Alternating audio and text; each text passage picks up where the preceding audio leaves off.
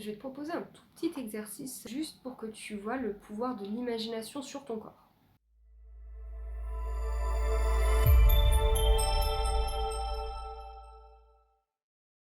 Ok, donc tu t'installes bien. Le dos droit, c'est quand même mieux. Bien assis sur ta chaise. Ferme les yeux. Imagine, tu tiens un citron dans ta main. Tu sens son écorce du bout des doigts. Tu sens la rugosité glissante de l'écorce. Cette écorce, tu vas venir la mordre avec tes dents. Tu sens la résistance de tes dents sur l'écorce, jusqu'à faire couler le jus dans ta bouche.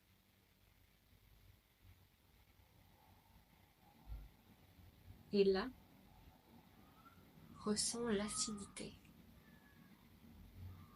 de ce liquide, de ce jus de citron sur ta langue et dans ta bouche.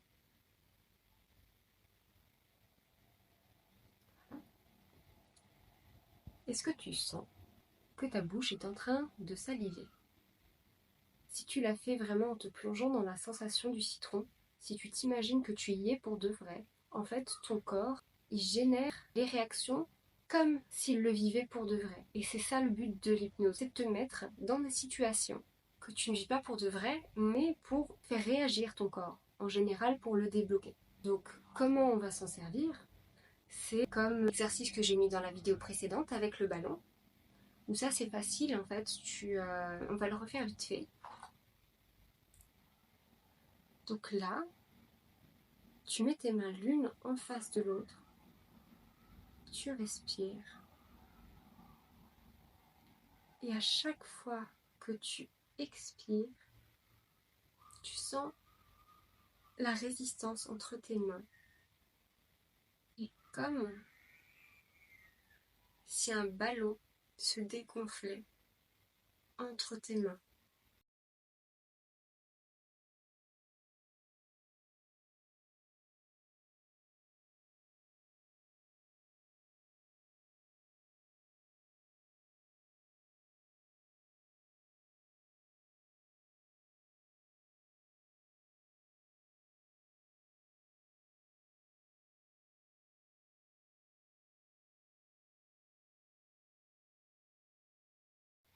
Et là,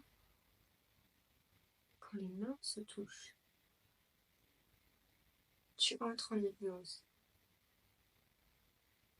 Tes mains, en fait, entrent en contact hypnotique. Elles sont hypersensibles à leur sens. Et ça va rendre plus ouvertes certaines aires cérébrales de ton cerveau. Tellement les aires du toucher. Et chaque sens peut réagir ainsi. L'air de l'auditif, pour la musique, de l'olfactif, pour l'odorat, et du visuel, pour ceux qui ont besoin d'une induction visuelle.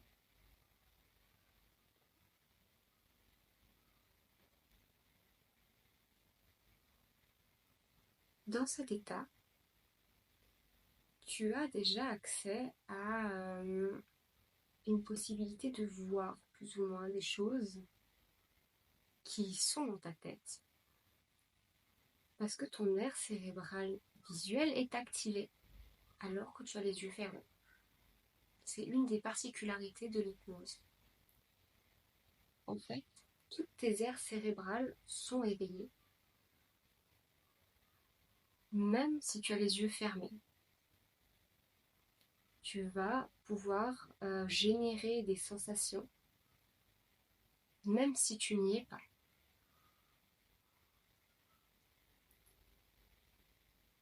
Et là, par exemple, tu peux choisir à tout moment de revenir tranquillement, en reprenant possession de tout mouvement.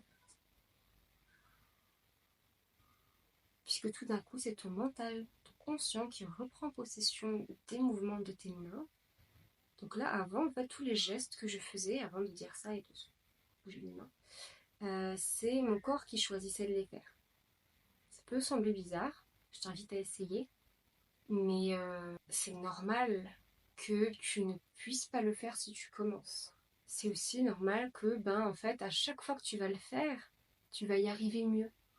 Donc, te dis pas, j'y arrive pas, c'est difficile, c'est juste le début.